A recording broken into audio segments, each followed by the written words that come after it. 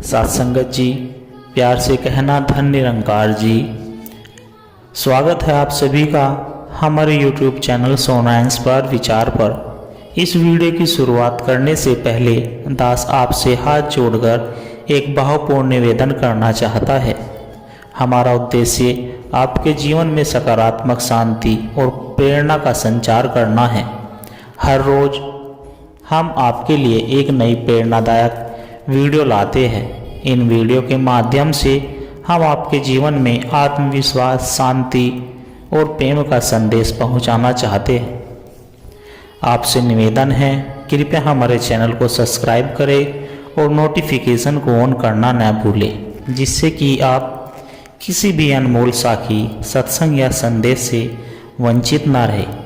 आज की हमारी कहानी का विषय है सत्संग सुनने के क्या लाभ होते हैं। आइए सत्संगत जी जानते हैं इस सुंदर विचार के माध्यम से। सत्संगत जी, सत्संग सुनने के कई लाभ होते हैं जो मानसिक, आध्यात्मिक और सामाजिक स्तर पर सकारात्मक प्रभाव डालते हैं। कुछ मुख्य लाभ इस प्रकार है सत्संगत जी। जैसे मानसिक शांति और सकारात्मकता। सत्संग सुनने से मन में शांति आती है और तनाव कम होता है। नकारात्मक विचार दूर होते हैं और सकारात्मक सोच विकसित होती है। आध्यात्मिक उन्नति। सत्संग में धार्मिक और आध्यात्मिक ज्ञान मिलता है, जिससे आत्मा की उन्नति होती है। भगवान, भक्ति और मोक्ष का सही अर्थ समझ में आता है। अच्छे संस्कार और नैतिकता। जीवन में अच्छे मूल्यों और संस्कारों का विकास होता है। अहंकार, क्रोध, ईर्ष्या जैसी बुरी आदतें कम होती है। संगति का प्रभाव। संतों और ज्ञानी जनों की संगति से जीवन अनुशासन और पवित्रता आती है। अच्छे लोगों के साथ रहने से जीवन का सही मार्गदर्शन मिलता है। आत्मज्ञान और जीवन की समझ। सत्संग से हमें अपने जीवन का सही उद्देश्य समझने में सहायता मिलती है। जन्म, मृत्यु और कर्म के रहस्यों को जानने का अवसर मिलता है। भक्ति और श्रद्धा में वृद्धि। ईश्वर के प्रति प्रेम और विश्वास बढ़ता है। पूजा, ध्यान और जप करने की प्रेरणा मिलती है। मानसिक और शारीरिक स्वास्थ्य। सत्संग सुनने से मन प्रसन्न रहता है, जिससे शारीरिक स्वास्थ्य भी अच्छा रहता है। चिंता और अवसाद से राहत मिलती है। सामाजिक सौहार्द और सेवा भावना। सत्संग से परोपकार, दया और सेवा की भावना जागृत होती है। समाज में प्रेम और भाईचारा बढ़ता है। सत्संग सुनना सिर्फ धार्मिक क्रिया नहीं है, बल्कि यह जीवन जीने की कला सिखाता है। यह हमें आत्मिक आनंद, मानसिक शांति और सकारात्मक दृष्टिकोण प्रदान करता है, जिससे हमारा जीवन सुखमय और संतुलित बनता है। सत्संगत जी,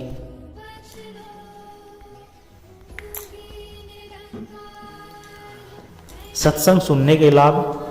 सत्संगत जी, आइए एक छोटी सी कहानी के माध्यम से आप जी के चरणों में ध्यान से सुने। सत्संगत जी, बरजपुर गांव में एक युवक रहता था, जिसका नाम राजू था। वह मेहनती था, लेकिन बहुत क्रोधी और नास्तिक प्रवृत्ति का था। उसे धर्म, पूजा पाठ और सत्संग में कोई रुचि नहीं थी। वह अक्सर गांव के बुजुर्गों से कहता, ये सब बर्बाद करने वाली बातें हैं, ईश्वर विश्वर कुछ नहीं होता। उसकी माँ, जो गंगा देवी थी, बहुत धार्मिक थी।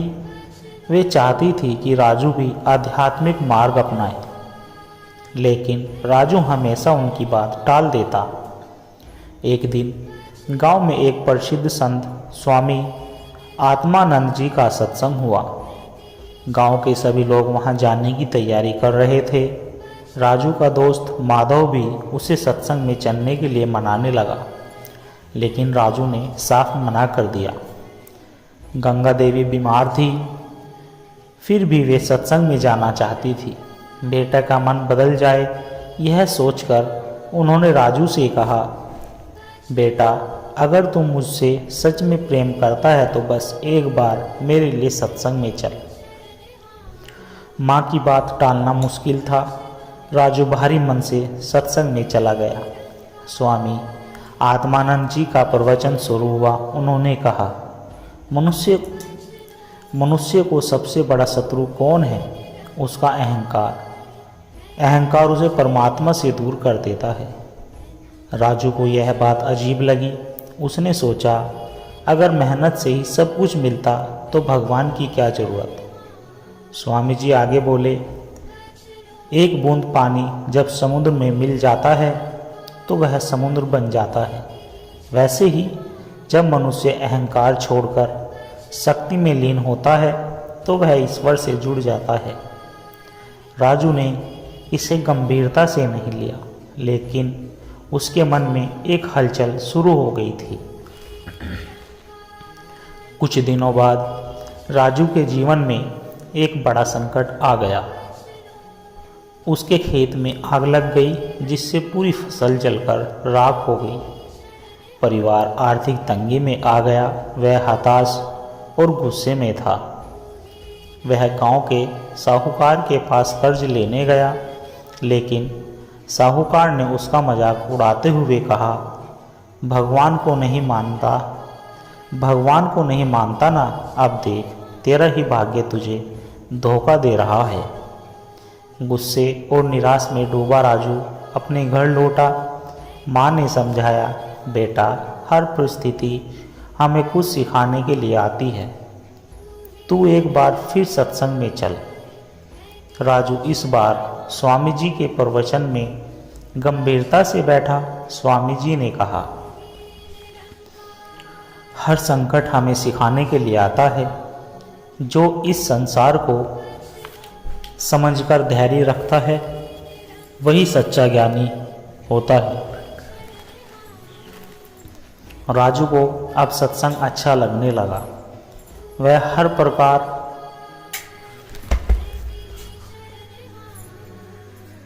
प्रवचन में जाने लगा। धीरे धीरे उसमें बदलाव आने लगा। अब वह क्रोध कम करता, लोगों से प्रेम से बात करता, ईश्वर के प्रति श्रद्धा रखने लगा। एक दिन सत्संग के दौरान एक अमीर व्यापारी आया। उसने गांव में अनाज दान करने की घोषणा की और कहा, ईश्वर ने मुझे इतना दिया, मैं तो दूसरों की मदद क्यों न करूं।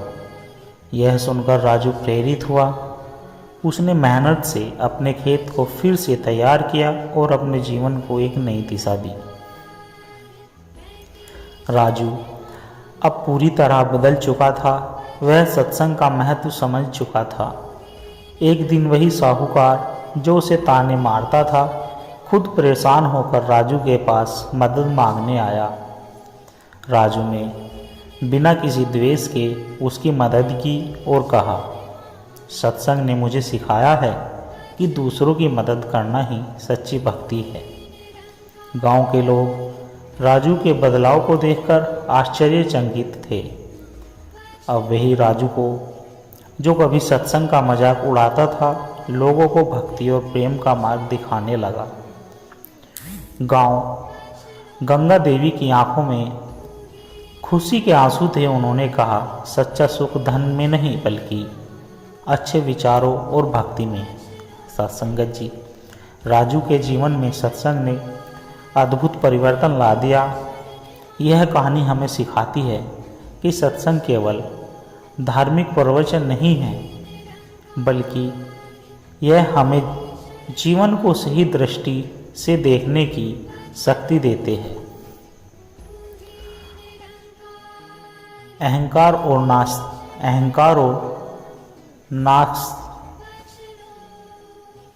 अहंकार को दूर रखना चाहिए, कठिनाइयों को धैर्य और समझदारी से सहन करना चाहिए।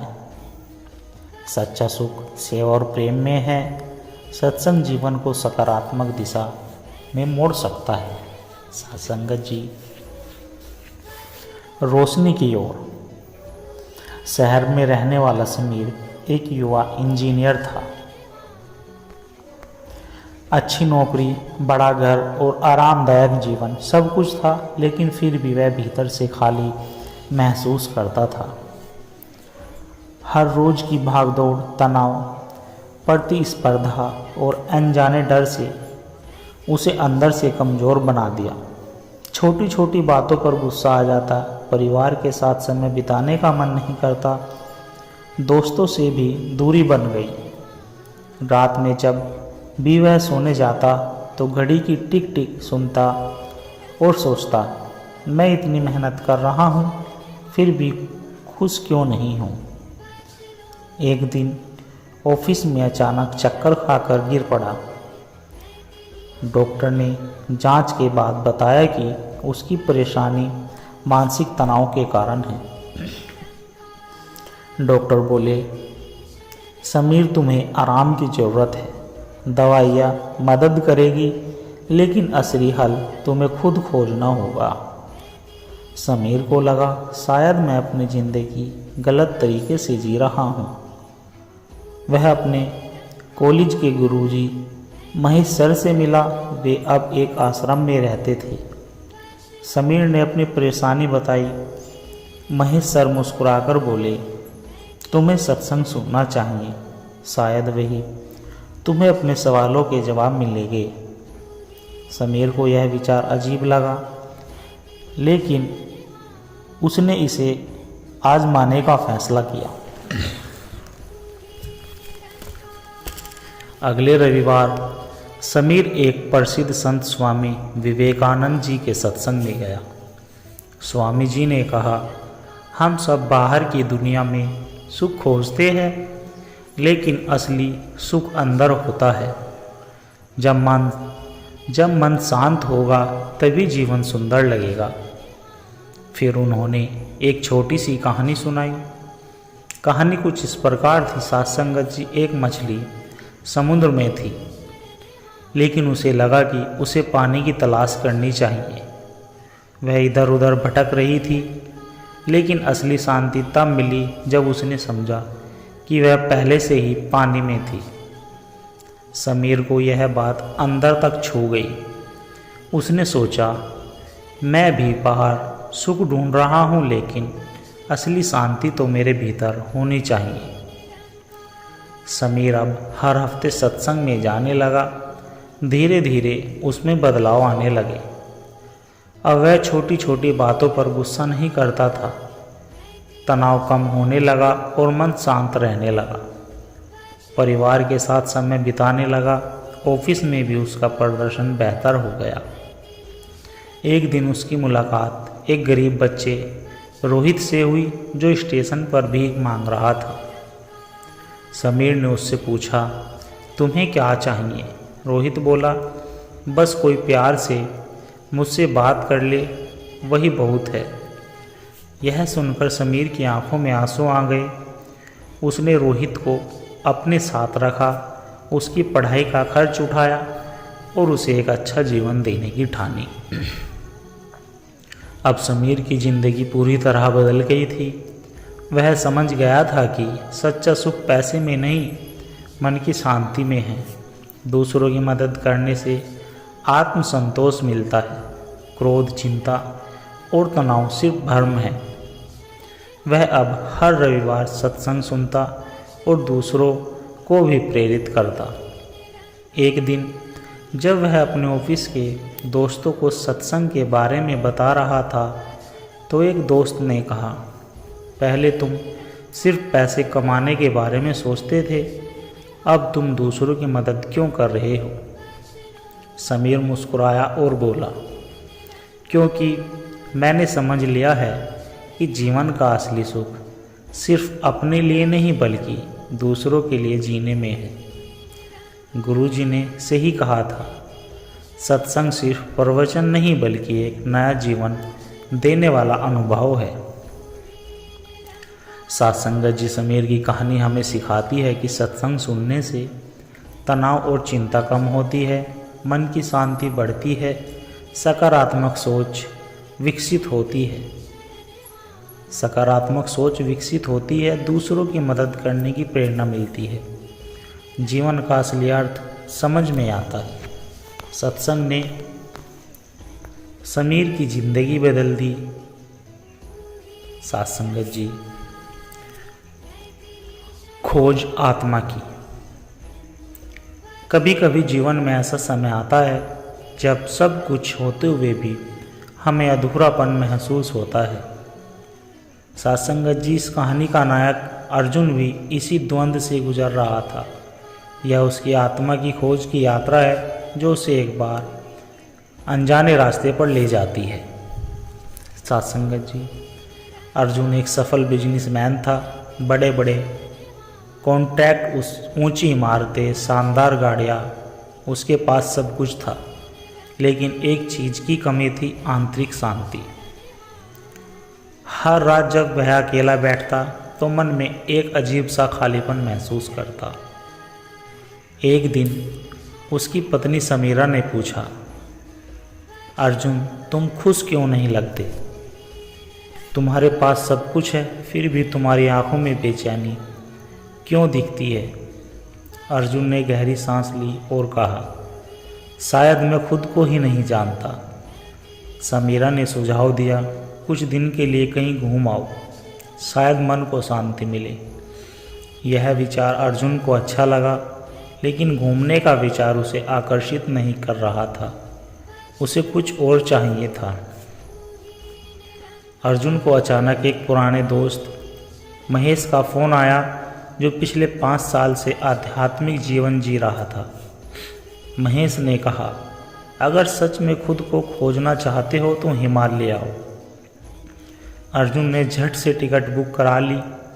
वह अपना आलीशान जीवन छोड़कर पहाड़ों की ओर निकल पड़ा। हिमालय पहुंचने पर ठंडी हवाओं ने उसका स्वागत किया। वहां उसे एक वृद्ध सन्यासी स्वामी सद्गुरु मिले। स्वामी जी ने अर्जुन को देखा और मुस्कुराकर पूछा, क्यों आए हो पुत्र? अर्जुन बोला, मैं जीवन का अर्थ समझना चाहता हूँ। स्वामी जी हंसे और बोले, तो फिर तैयार हो जाओ, क्योंकि आत्म खोज की यात्रा आसान नहीं होती। स्वामी जी ने अर्जुन को एक अलग कुटिया में रखा और कहा, पहला नियम मौन व्रत, 3 दिन तक कुछ भी नहीं बोलोगे। पहले दिन अर्जुन को बहुत मुश्किल हुई। उसे हमेशा लगता कि वह किसी से बात करे, लेकिन धीरे धीरे उसने महसूस किया कि मौन में भी एक अलग आनंद है। तीसरे दिन स्वामी जी ने पूछा, कैसा लग रहा है? अर्जुन ने उत्तर दिया, पहली बार मुझे अपने ही विचारों की आवाज़ सुनाई दी। स्वामी जी बोले, यही पहला कदम है आत्म खोज का। जब तुम खुद से बात करना सीख जाओगे, तब तुम ईश्वर से भी बात कर सकोगे। एक दिन अर्जुन ने एक साधु को ध्यान में देखा। वह बिल्कुल स्थिर बैठा था, मानो समय थम गया हो।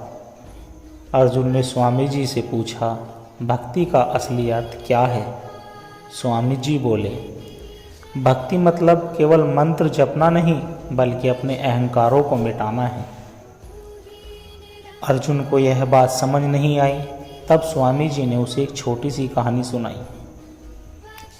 एक बार एक भक्त ने भगवान से कहा, मैं आपको बहुत प्यार करता हूँ। भगवान ने उत्तर दिया, अगर प्यार करते हो तो खुद को मिटा दो, क्योंकि जब तक मैं रहेगा तब तक तुम और मैं अलग रहोगे। अर्जुन अब धीरे धीरे चीज़ों को समझने लगा था। एक रात अर्जुन अकेले नदी किनारे बैठा था। अचानक उसे महसूस हुआ कि वह कोई अर्जुन नहीं है, वह सिर्फ एक आत्मा है जिसने इस शरीर को धारण किया है। उसने पहली बार अपने भीतर एक अद्भुत शांति महसूस की। सुबह वह स्वामी जी के पास गया और बोला, अब मैं समझ गया कि मैं कौन हूँ। स्वामी जी बोले, अब तुम वापस जाओ, क्योंकि असली परीक्षा हिमालय में नहीं संसार में है। अर्जुन वापस शहर लौटा, लेकिन अब वह पहले जैसा नहीं था।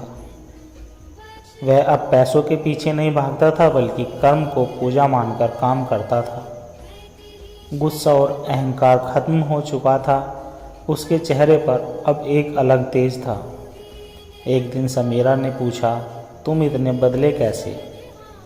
अर्जुन ने मुस्कुराकर कहा, मैं खुद को खोज लिया। मैंने खुद को खोज लिया है। अब मैं जानता हूँ कि असली सुख बाहरी चीज़ों में नहीं, बल्कि अंदर की शांति में है।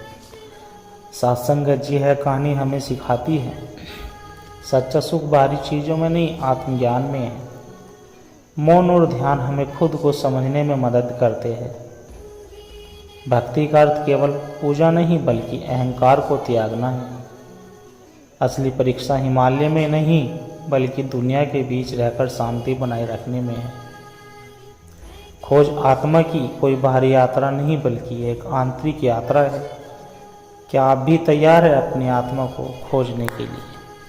सत्संगत जी दास के द्वारा कहे गए आध्यात्मिक कहानी विचार और सत्संग विचार यदि आप जी को अच्छे लगे हो तो वीडियो को लाइक, कमेंट, शेयर और हमारे चैनल को सब्सक्राइब जरूर कर दें और दास को आशीर्वाद दें कि हर रोज़ ऐसे ही आप जी के चरणों में प्रेरणादायक कहानी विचार, सत्संग विचार और अच्छी अच्छी साखी लेकर आता रहूं। सत्संगत जी प्यार से कहना, धन निरंकार जी।